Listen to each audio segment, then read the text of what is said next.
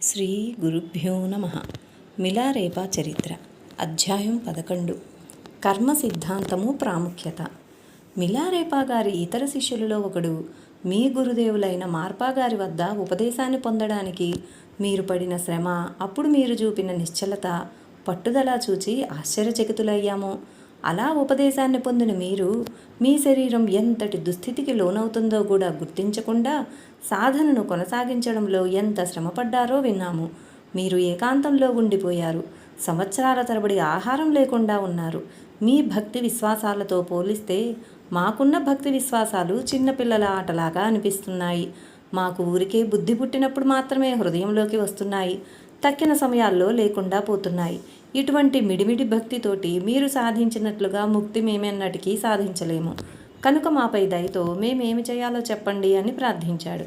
అప్పుడు మిలారేపా గారు ఇలా చెప్పారు. ఈ లోకంలో కానీ, ఇంతకంటే హీనమైన ఇతర లోకాల్లో కానీ ఎంతటి బాధలు దుఃఖాలున్నాయో మీరు బాగా ఆలోచిస్తే వాటితో నేను పడ్డ బాధలు ఏమంతా కష్టం కావని మీకు తెలుస్తుంది. కర్మ సిద్ధాంతమును ఒక్కసారైనా పూర్తిగా విని దానిని పూర్ణంగా విశ్వసించి దాన్ని గురించి తీవ్రంగా ఆలోచించిన వాడెవడికైనా ముక్తి పొందడానికి కావలసిన యత్నం వాడి హృదయంలో ప్రారంభమవుతుంది. ఎవరైతే ఆ మాటలు మాత్రమే విని వాటి భావాలను హృదయానికి పట్టించుకోకుండా ఉంటాడో అటువంటి వాడు మాత్రమే ఈ ప్రాపంచికమైన వ్యామోహంలో నుండి తన్ను తాను విడివడలేడు. కనుక ఈ కర్మ సిద్ధాంతాన్ని విశ్వసించడం సాధన దృష్ట్యా ఎంత అవసరమో మీరు తెలుసుకోవచ్చు. ఇదివరకు చేసిన పాపానికి ఫలితం ఇది, ప్రాయశ్చిత్తం ఇది అని స్పష్టంగా తెలిసిన సన్నివేశాలు చూస్తూ కూడా కొందరు కర్మ సిద్ధాంతాన్ని గుర్తించలేరు. వాళ్ళు పెద్ద పెద్ద తాత్విక విషయాలను గురించి, శూన్యస్థితి మొదలైన వాటిని గురించి బుద్ధుడు చెప్పినంత చక్కగా తిరిగి వివరించగలిగుండొచ్చుగాక.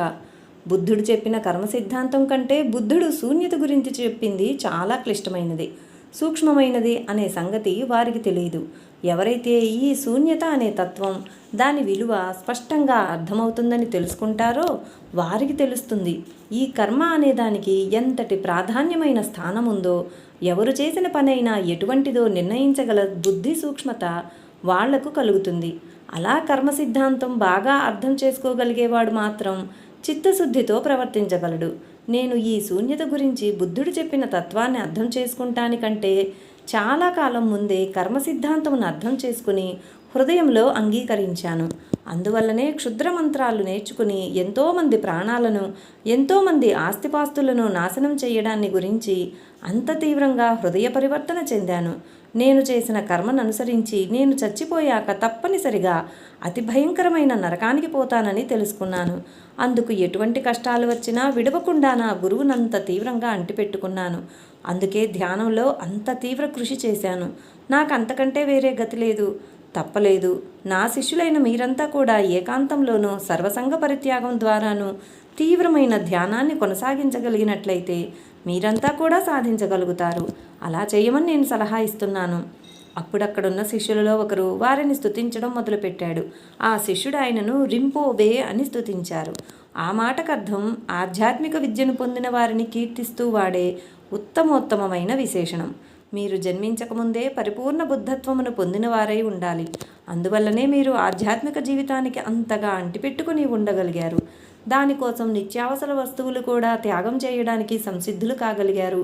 మీ గురువు సన్నిధిలో అంత కాఠిన్యమును అనుభవించి కూడా వారి పట్ల అంతులేని వినమ్రులై సర్వకాల సర్వావస్థలలోనూ ఆయనకు విధేయులై ఎలా ప్రవర్తించగలిగారో మాలాంటి సామాన్యులకెన్నటికీ అర్థం కాదు. పరమసత్యం కోసమైనా సరే అంతటి కష్టాలను అనుభవించడం అనేది మా ఊహకు అందని విషయం. అదెవరు చేయగలరు? స్త్రీలు కూడా ఉన్నారు. ఒకవేళ మనసుకు అలా చేయాలనిపించినా మా శరీరాలందుకు ఆమోదించవు. క్రితం జన్మలలోనే మీరు బుద్ధత్వమును పొందైనా ఉండాలి, లేకపోతే పరిణతి పొందిన బోధిసత్వులైనా అయి ఉండాలి. ఈనాడు మాకు మీ సాంగత్యం లభించిందంటే మా సంబంధం ఎంతటిదని చెప్పాలి?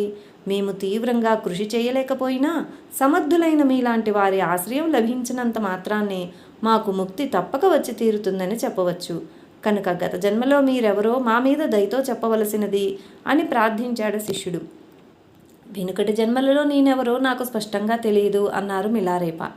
కానీ నేను గత జన్మల్లో హీనాతిహీనమైన ప్రాణిగా ఉన్నప్పటికీ నా యందు ఇంత తీవ్రమైన గౌరవము, విశ్వాసము ఉండడం మీకు శ్రేయస్కరం.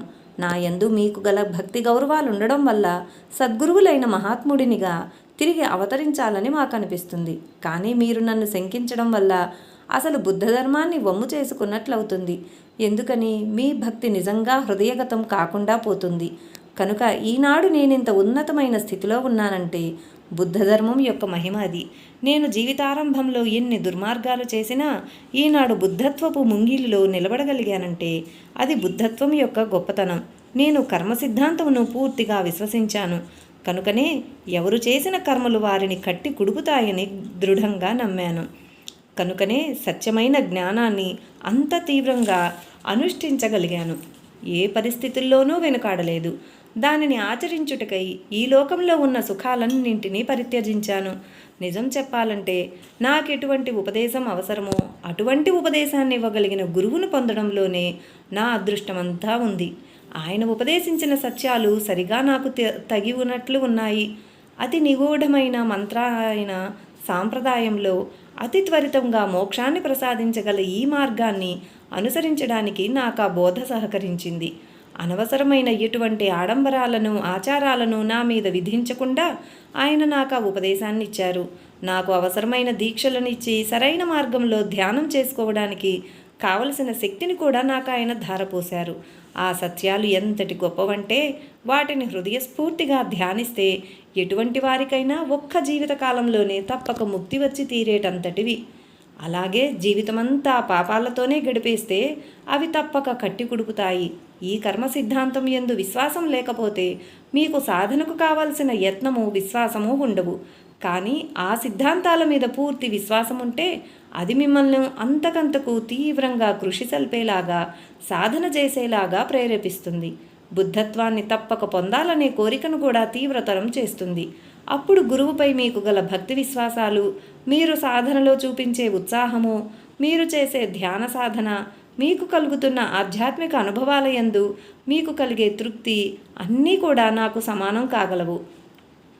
ఇలాగే సాటివారంతా ఇతడు గత జన్మలలోనే బోధిసత్వుడు అయి ఉంటాడు అనుకుంటారు. లేకపోతే ఇంతటి స్థితి ఎలా కలుగుతుంది అనుకుంటారే కానీ అదంతా గురువులిచ్చిన ఉపదేశ మార్గం యొక్క గొప్పతనమని, దానివల్ల ఒక జీవిత కాలంలోనే మనిషి ఈ దశకు వచ్చాడనే సంగతిని వారు అర్థం చేసుకోలేరు, నమ్మను లేరు. కనుక మీరు కర్మ సిద్ధాంతాన్ని గురించి బాగా యోచించండి, ధ్యానించండి. ఇదే నేనిచ్చే సలహా. ఇతర మహాత్ముల జీవితాల గురించి, ధ్యాసలో వారు పడిన శ్రమ గురించి ఆలోచించండి. మరణం అనివార్యమనే సంగతిని దృఢపరుచుకోండి. ఆ మరణం ఎప్పుడు వచ్చి పడుతుందో ఎవరికీ తెలియదనే సంగతి ఎప్పుడూ గుర్తుంచుకోండి. సరైన శాస్త్రాలను అధ్యయనం చేయండి. వాటిని అనుష్ఠించడానికి మిమ్మల్ని మీరు అంకితం చేసుకోండి. నాకిప్పుడొచ్చిన ఆధ్యాత్మిక జ్ఞానమంతా కూడా ఆహారాన్ని, వస్త్రాన్ని, కీర్తిని పరిత్యజించడం వల్లనే వచ్చింది. సర్వసంగ పరిత్యాగం చేయడం వల్లనే వచ్చింది. సాధనలో నాకున్న పట్టుదల, ఉత్సాహము ఎంతటివంటే నేనెంతటి కష్టాలనైనా స్వీకరించాను. అన్ని రకాల లేమిని అనుభవించాను. ఏకాంతమైన ఆ ప్రదేశాలలో ఉండి తీవ్రమైన ధ్యానం చేసుకున్నాను. ఇలా చేసి జ్ఞానాన్ని సంపాదించాను. అనుభూతిని కూడా అలానే పొందాను. మీరు కూడా అదే పద్ధతిని అనుసరించండి. నేను చేసిన పద్ధతిలోనే మీరు సాధన చేయండి అన్నారు. అధ్యాయం 12. చక్కని సంఘటన. ఇంతవరకు నేను వ్రాసిన ఈ కథంతా ప్రేమస్వరూపుడైన మా గురువుగారు చెప్పిందే. ఇక నేను వ్రాయబోయే దాంట్లో కొంత భాగం నేను ప్రత్యక్ష సాక్షిగా ఉండి చూచినట్టిది. తక్కినదంతా ఆయన శరీరత్యాగం చేసేంతవరకు ఆయనతో కూడా ఉన్న శిష్యులు చూచి చెప్పినది. ఆయన మరణించినప్పుడు, శరీరత్యాగం చేసినప్పుడు అనేకంటే ఉత్తమ లోకాలకు వెళ్ళేంతవరకు అంటే బాగుంటుంది. ఇంతవరకు వ్రాసిన చరిత్రనంతా ఆయన చెప్పి ఊరుకున్నప్పుడు ఇంతటితో మాకు తృప్తి కలగక మాకింకా కొన్ని సంఘటనలు చెప్పమని మేము ఆయన్ను ఒత్తిడి చేశాము. గురువుగారు, మీరు చెప్పిన కథ ఒక్కొక్కప్పుడు హాస్యాన్ని కలుగజేస్తుంది. కానీ మొత్తం మీద చూస్తే ఎంతో విషాదమే ఇది. అదంతా వింటుంటే కళ్ళ నీళ్ళు వచ్చినంత పని అవుతుంది. అందుకని మా బాధ పోగొట్టుకోవడానికి ఆసక్తికరమైన విషయాలు కొన్ని చెప్పండి అని కోరాము. అప్పుడు ఆయన ఇలా చెప్పారు. అసలు నవ్వదగినది ఏమైనా ఉంటే అది చివరకు నేను విజయం సాధించడమే. కథలోని నవ్వదగిన భాగం నేను సాధించిన విజయం ద్వారానే అనేక మంది జీవులను ఉద్ధరించడం సాధ్యమైంది. ఆ విజయం వల్లనే ఎందరినో సరైన మార్గాన్ని ఉంచగలిగాను. అట్లా ఉద్ధరింపబడిన వారిలో మానవ మాత్రులు ఉన్నారు, ఇతరుల లోకాలలోని జీవులు ఉన్నారు. ఆ విజయం వలన నేను ఇలా బౌద్ధ మతానికి సేవ చేసుకునే భాగ్యం కలిగింది. అప్పుడు రేచుంగ్ ఇలా అడిగాడు, స్వామి, మీ మొదటి శిష్యులు ఎవరు? మానవులా, తదితరులా? నా మొట్టమొదటి శిష్యులు ఉత్తమ లోకాలలో ఉన్న మానవాతీతులైన వారు. ఆ తర్వాతనే మానవ మాతృలైన శిష్యులు చేరటం ఆరంభించారు అన్నారు మిలారేపా. రేఖర్ అనే శిష్యుడు ఇలా అడిగాడు, ఇంతకుముందు మీరు చెప్పిన ఆశ్రమాలు కాకుండా ఇంకెక్కడ మీరు తపస్సు కొనసాగించారు? నేపాల్లో మరొక ముఖ్యమైన ప్రదేశం కూడా ఉంది. అదిగాక 6 బాహ్య ప్రదేశాలున్నాయి. ఇవందరికీ తెలిసినవే. ఇంకా 6 ఆంతరంగికమైన ప్రదేశాలున్నాయి. ఇవి ఉన్నాయని కూడా ఎవరికీ తెలియదు. మరి 6 రహస్య గుహలున్నాయి. అట్లాంటివి ఇంకొక 2 గుహలు కూడా ఉన్నాయి. మొత్తం 20 ఆశ్రమాలున్నాయి. అలానే నేను అప్పుడప్పుడు ఉంటూ వచ్చిన చిన్న చిన్న గుహలు ఎన్నో ఉన్నాయి. ఎక్కడెక్కడ నాకు అవసరమైన పదార్థాలు సమృద్ధిగా దొరుకుతాయని నాకు అనిపించిందో అక్కడక్కడల్లా ఉంటూ వచ్చాను. అలా ఉంటూ ధ్యానం చేయగా ధ్యానము, ధ్యాత, ధ్యేయం అనే 3 ఎలా కలిసిపోయాయంటే ఇప్పుడు నాకు అసలు ధ్యానం చేయడం అంటే ఏమిటో తెలియకుండా పోయింది అన్నారు. నా మనసులో ఒక్కొక్క ఆలోచన వచ్చి నేను ఇలా అడిగాను, స్వామి, మీ శోభతో మీ శిష్యులమని చెప్పుకుంటూ ఆ కీర్తిని మాకు మేము ఆపాదించుకుంటున్నాము. మీరు శ్రమపడి సంపాదించిన ఆధ్యాత్మిక సత్యాలను శ్రమ లేకుండా మేము వినియోగించుకుంటున్నాము. మీరు మాకు బోధిస్తుంటే తెలుసుకుంటున్నాము. కానీ అలా ఎల్లకాలం సాధ్యపడదు కదా. ఇక ముందు ముందు మీతో సంభాషించడానికి అవకాశం లేని అనేకులు వస్తారు. అసలు మీరంటూ ఒకరున్నారని తెలియని వారు కూడా ఉంటారు. అటువంటి వాళ్లకు మేలు కలగడం కోసంగా ఆ గుహల పేర్లు కొన్ని చెప్పినట్లయితే వాటిని మేము కూడా వెళ్ళి చూడగలుగుతాము, వాళ్ళు కూడా వెళ్ళి చూడగలుగుతారు అని అడిగాడు రేచుంగ్. అప్పుడు ఆయన ఆ గుహలన్నిటి పేర్లు మా మేలు కోసం, మా తర్వాత రానున్న తరం వారి కోసం చెప్పారు. ఆయన జీవిత చరిత్రనంతా విన్నందువలన ఆయనపై విశ్వాసం బలపడింది. ఆయన చరిత్ర మా హృదయాలను కదిలించి వేసింది. అప్పుడు మాలో ఎక్కువ పరిణితి సాధించిన వాళ్ళు తన జీవితంనంతా సంపూర్ణంగా ఆయన అడుగుజాడల్లో నడవడానికి అంకితం చేయాలని దృఢ నిశ్చితులైనారు. నిరంతరం ధ్యానానికి జీవితాన్ని అంకితం చేయడానికి, ప్రాపంచిక సంబంధాలను త్యజించాలని నిర్ణయించుకున్నారు. మహాత్ముల చరిత్ర పఠనకు అదే ఉత్తమమైన ఫలితం. వారుగాక ఇంకా పామరంగా ఉన్న భక్తులు కొందరు వివేక వైరాగ్యాలు బలపడకపోవడం వల్ల లౌకికమైన బంధాలను కొంతవరకు అంటిపెట్టుకొని సాధన కొంతవరకు చేస్తున్నారు. అటువంటి వాళ్ళు కూడా ఈ విన్నదాని ప్రభావం చేత ప్రాపంచికమైన బంధాలను తెంచేసుకుని ఇంకా సంపూర్ణంగా సాధనకు అంకితమైనారు. వాళ్లలో కొంతమంది గొప్ప యోగులు, యోగినులు అయ్యారు.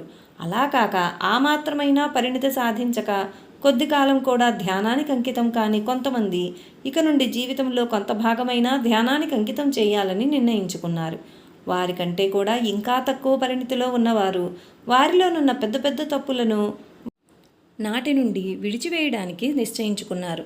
ఆ ముఖ్య లోపం స్థానే ఒక ముఖ్యమైన సుగుణాన్ని అవలంబించామని నిర్ణయించుకున్నారు. కాబట్టి ఈ కథ విని కొద్దో గొప్ప ప్రయోజనం పొందని వారు లేనేలేరు. ఇంకా ఆయన చరిత్రలో ఎన్నో విషయాలున్నాయి, పొందుపరచడానికి వీలు లేనివి. మానవాతీత శక్తులు కొన్ని మొదట్లో వీరికి వ్యతిరేకంగా ఉండి తరువాత వీరికి లొంగిపోయి ఉత్తమమైన స్థితిని పొందాయి. వీరికి మొదట శిష్యులైన ఆ అతిలోక దివ్యశక్తులు ముందుకు వచ్చి ఈయన చేసే లోకహిత కార్యాలలో ఆయనకు కుడిభుజంగా నిలబడ్డవారున్నారు. ఆయన బోధిస్తున్నప్పుడు వినటానికి పైలోకాల నుండి కొందరు వచ్చిపోతుండేవారు. ఈ లోకంలో వారి సన్నిధికై వచ్చిన వారు ఉద్ధరించబడి వెళ్తుండేవారు. వారి బోధలు ఎక్కువ తత్వాలుగా, కీర్తనలుగా ఉన్నాయి. ఆ పాటలన్నింటినీ స్వయంగా మిలారేపా గారే పాడేవారు.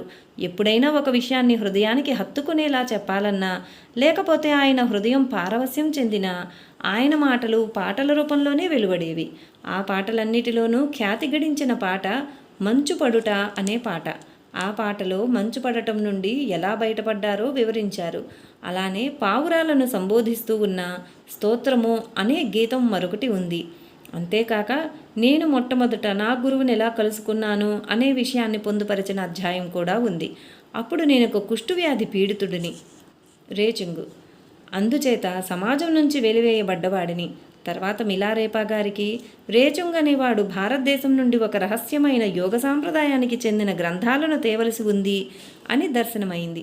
నేనెక్కడ ఉంటానో, నన్ను ఎలా వెతకాలో అనే విషయం కూడా వారికి దివ్య దర్శనంలోనే సూచించబడింది.